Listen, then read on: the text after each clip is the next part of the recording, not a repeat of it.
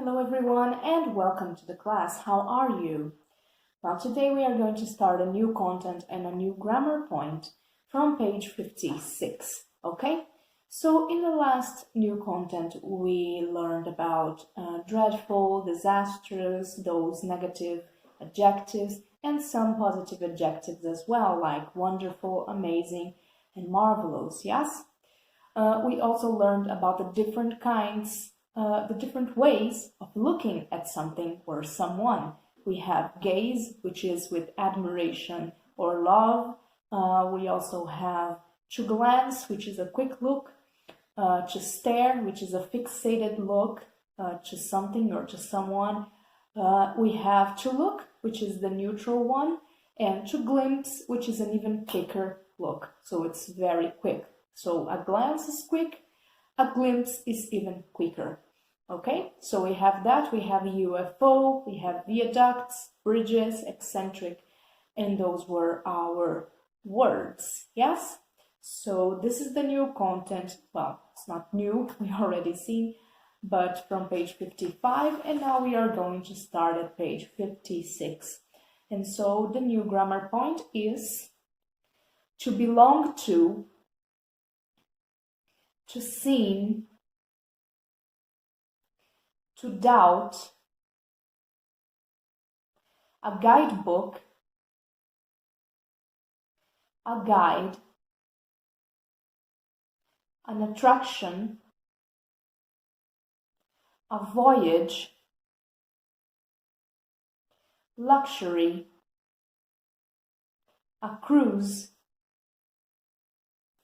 a package holiday, a border, customs. Okay, so we have some new words and a new grammar point, but let's check out the new content, the vocabulary first, okay? So the first word we have is to belong to. To belong to we can use when something is a property, yes? So for example, this pen is mine. So it belongs to me, okay? So we can say to belong to talk about property. This is my book, this is my computer, they belong to me, okay? We can also use to belong when we feel like we fit somewhere or in a group of people. So for example, I feel like I belong with my friends. So I feel comfortable around them, I feel good and I can be myself around my friends, so I feel like I belong to this group, okay? So we can talk about to belong to in two different contexts. We can talk about property, like for example, this computer belongs to me, it's a property, and we can also talk about feeling like feeling well inside a place or in a certain group of people. So for example, I feel like I belong in a certain place because I feel comfortable and I feel good. I feel like I belong with my friends because I feel comfortable and I feel good around them. Okay? So this is to belong to. There's two ways to use it. Then we have to seem, which is to look like, okay? So, for example, this looks like a black pen, yes? We can also say this seems like a black pen. So, to seem is to look like, okay? So, this looks like a dangerous place. This seems like a dangerous place. It's a synonym for to look like, okay? So you look like a very good person. You seem like a very good person, okay? So to seem is the same as to look like. Then we have to doubt, which is the opposite of to believe, okay?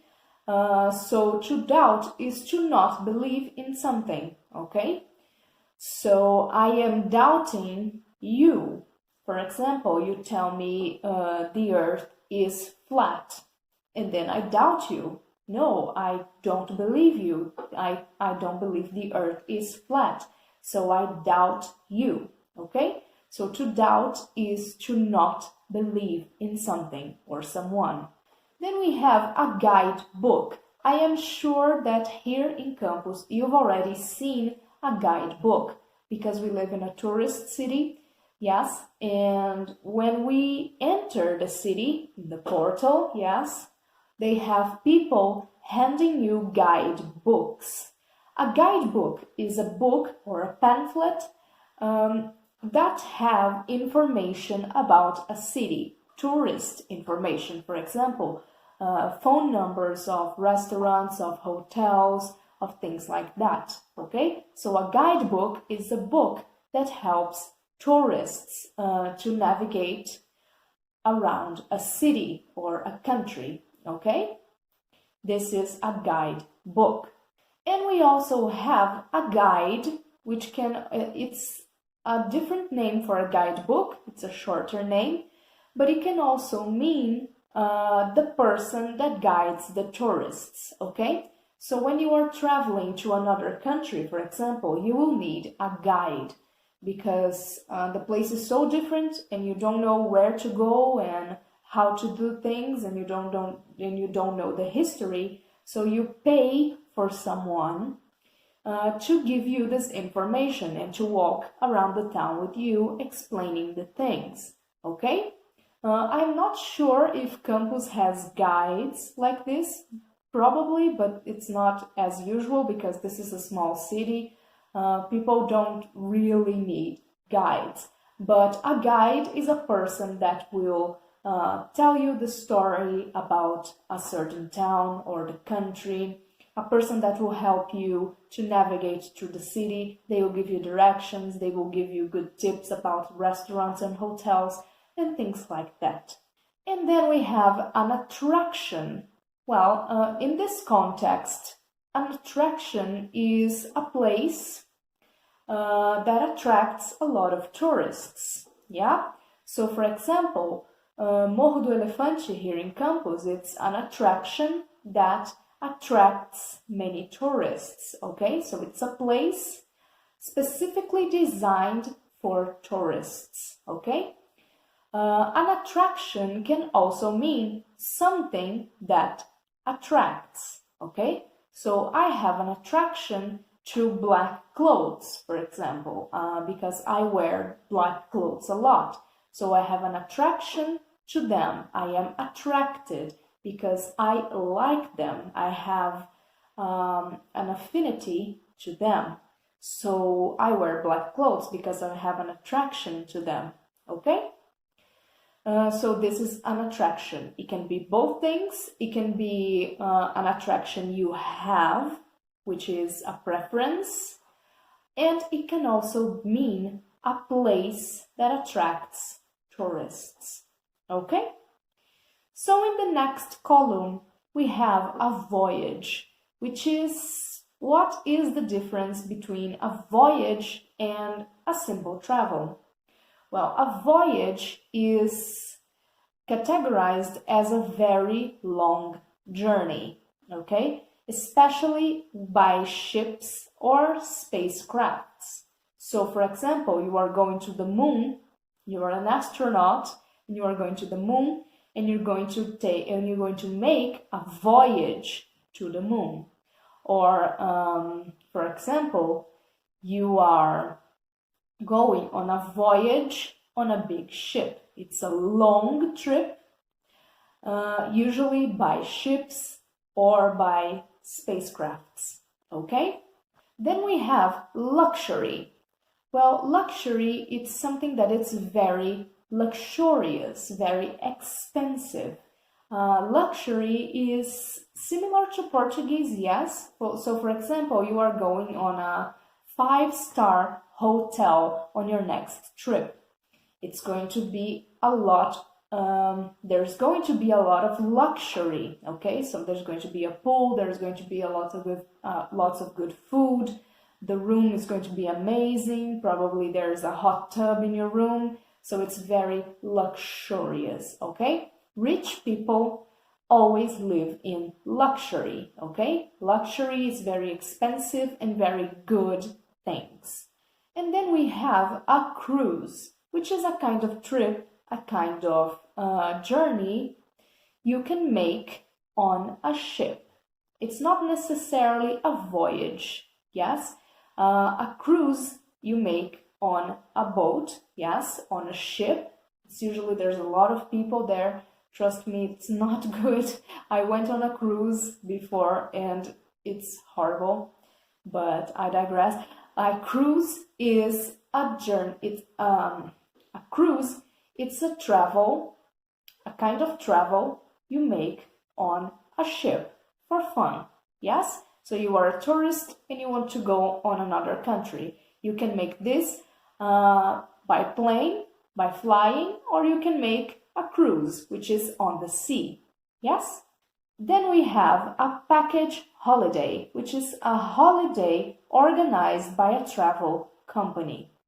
So, for example, you want to make a special trip on Christmas, okay? So you're going to a travel agency and they will set you up with a package holiday, which includes a lot of things. It can include a car for you to drive around the city.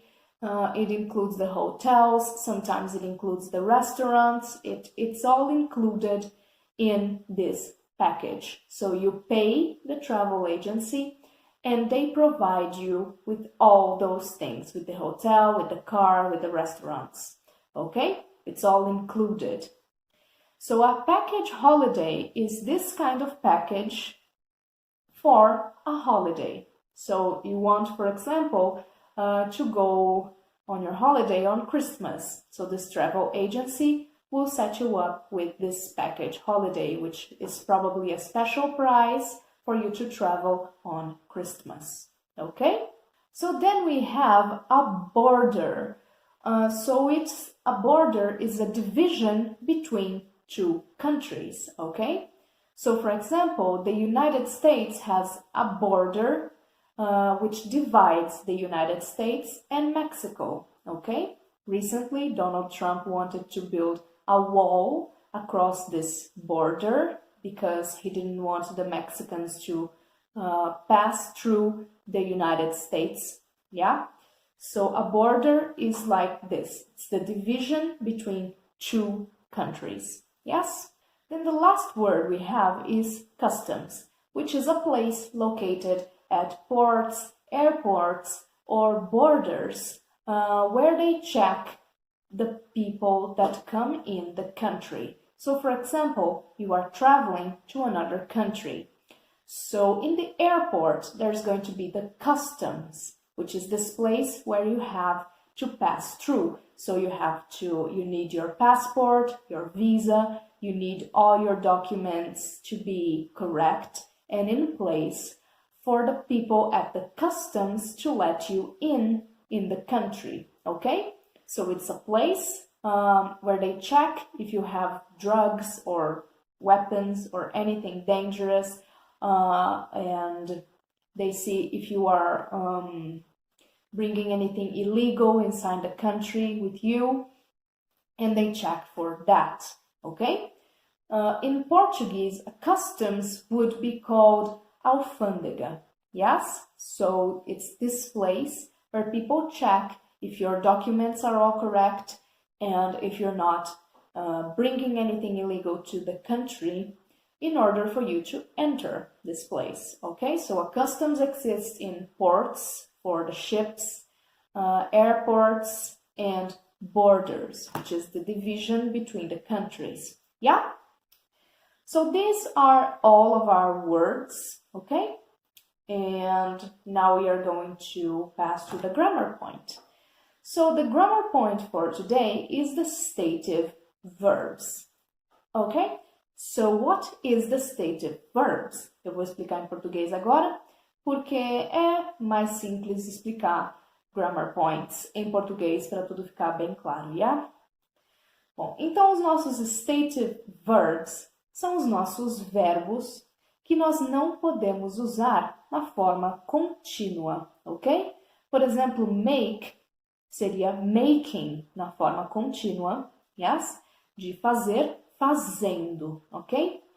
Aqui no nosso português, nós temos uma coisa mais solta, se tratando de stative verbs. Por exemplo, nós falamos estou entendendo, estou amando, ok?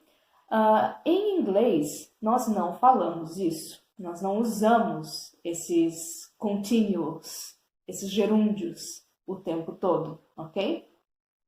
Os nossos stative verbs geralmente são usados para nós falarmos de convicções, de crenças, de fatos, ok? Coisas concretas. Então, no inglês eu nunca vou falar eu estou entendendo, I am understanding this. Não. Ou eu entendo, ou I understand, ou eu não entendo, ou I don't understand.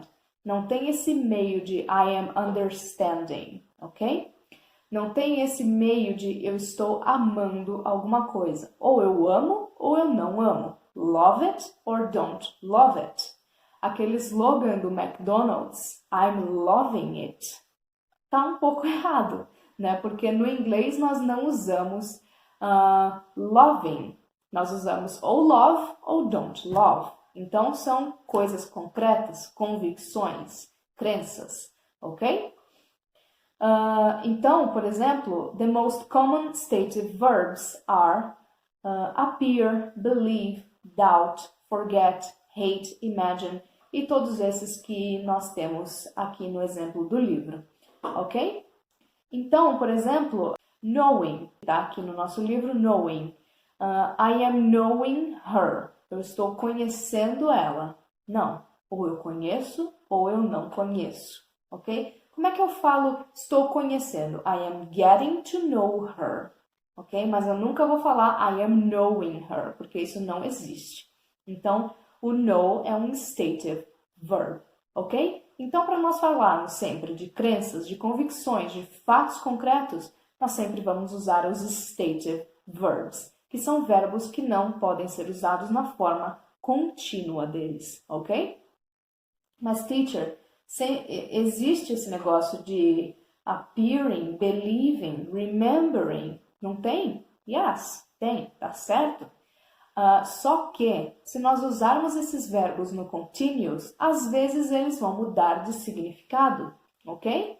Então, por exemplo, o verbo think, com o stative verb, para a gente falar de crenças, de fatos concretos, I think that you are beautiful. Eu acho você bonito ou bonita. I think you are beautiful. I am thinking about something. No gerúndio, eu estou pensando em alguma coisa. Viu como muda o significado? O mesmo verbo pode ter dois significados completamente diferentes. Eu acho, né? A minha crença, a minha opinião, e eu estou pensando, ok? Isso, stative verbs em inglês fica I think, I'm thinking, ok? Então, se nós usarmos o gerúndio, vai mudar o significado das nossas palavras, ok? Nós temos aqui o nosso exemplo, be, have, feel e think. O feel, por exemplo, vamos ver aqui. I feel that he's wrong.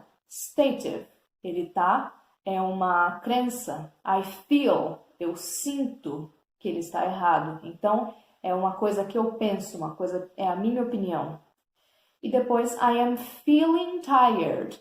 No gerúndio, eu estou me sentindo cansado. Entenderam? Então, no stative, ele é uma opinião, ele é uma crença. No gerúndio, ele é uma sensação, um sentimento que eu estou tendo agora, que talvez eu não vá estar sentindo no futuro, ok? Então, nós usamos os stative verbs sempre para falar de crenças, de fatos, de coisas que eu penso, de opiniões, ok? Não é porque alguns verbos são stative que eles não podem estar no gerúndio, mas vai mudar o significado, ok? Então, sempre tenham em mente sobre o que eu estou falando.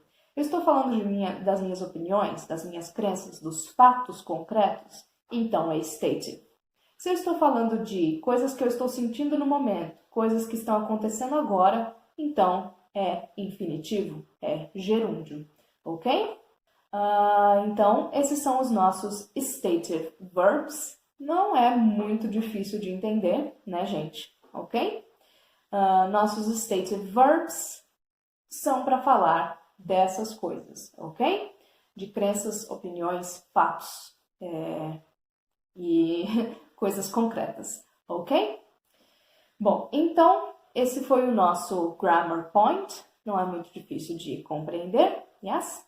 Agora nós temos o nosso let's repeat, ok? Na página 57. So, let's repeat. The guidebook belongs to me. I bought it before I went on my luxury cruise. We can't say I am doubting it, but we can say I doubt it. She forgot to tell her boyfriend what to say when he crossed the border and passed customs.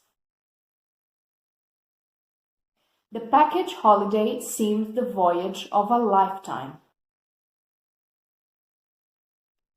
The guide likes to speak in Spanish when people are visiting from Argentina. My teacher corrected me when I said I'm not understanding the grammar because to understand is a stative verb. I imagine you must be very tired, my mother said after dinner. Ok? Então, nesse Let's Repeat, vamos relembrar? Nós tínhamos dois exemplos de stative verbs. Primeiro, o doubt, ok? Doubt, nós nunca vamos poder usar doubt no infinitivo, no gerúndio, porque ele se trata de uma opinião, de um fato concreto, de uma crença, que é duvidar, yes? Então, eu nunca vou poder falar I'm doubting it. No português, sim, nós podemos falar estou duvidando, ok? Esse não tem problema. Mas no inglês, nós nunca vamos poder falar I am doubting it. Ou eu duvido ou eu não duvido, ok? Então, sempre I doubt or don't doubt. E depois nós temos understand, que também é um stative verb. Para nós falarmos que eu estou entendendo, olha o gerúndio no português, que eu entendo ou não entendo alguma coisa, então é stative I understand or don't understand. No inglês é ou eu sei ou eu não sei alguma coisa. Então, ou I understand ou I don't understand. Não tem o meio termo. A gente está tão acostumado em usar gerúndio no português que a gente acaba colocando isso para o inglês, ok? Mas no inglês não tem esse meio termo de eu estou entendendo, estou no processo de entender, ok? Não, ou você não entende, ou você entende, ok? Não tem esse meio termo. Bom, então esse foi o nosso Let's Repeat e agora vamos para o Let's Practice. Whose does this book belong to? Does the dynamic method seem a good way to learn English? Are there strong border and customs control in the USA? Have you ever been on a package holiday? Where did you go? Where is Brian going on his next luxury cruise voyage? What would you do if you forgot your guidebook? Can we say, are you remembering the answer? What are the stative verbs?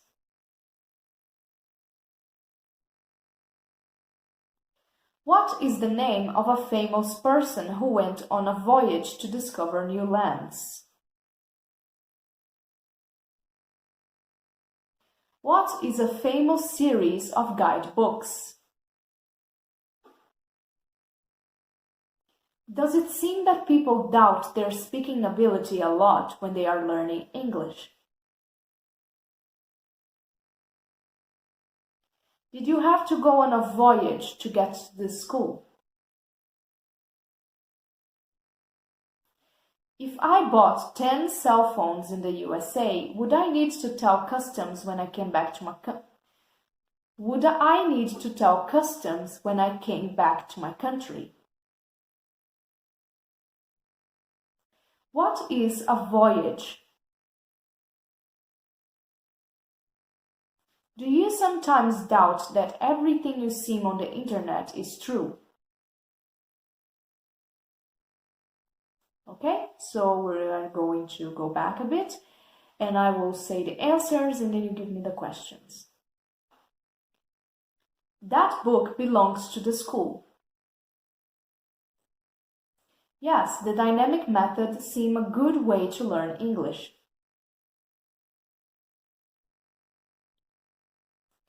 Yes, there are strong border and customs control in the USA.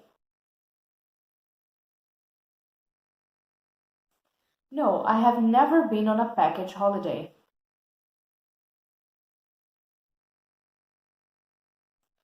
Brian is going to the Caribbean on his next luxury cruise voyage.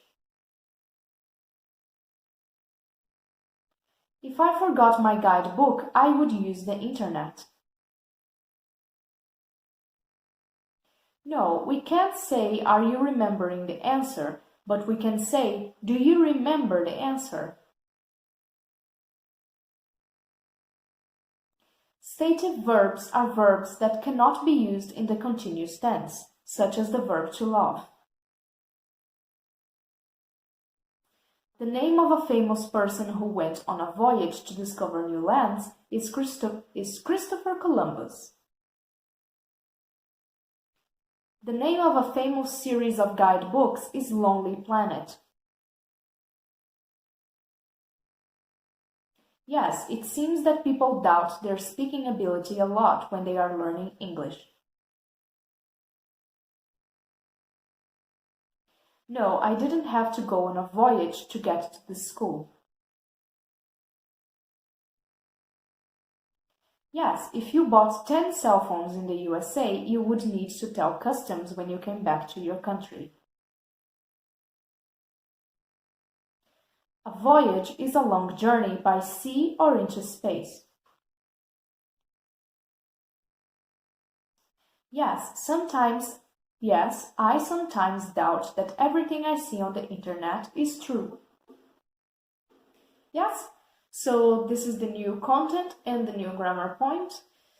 And that's it for today. Very simple, right, guys? So just remember what are stated verbs. We use the stated verbs to talk about our beliefs, our opinions, and facts. Okay? So remember that and study hard, and I will see you next class. Bye bye.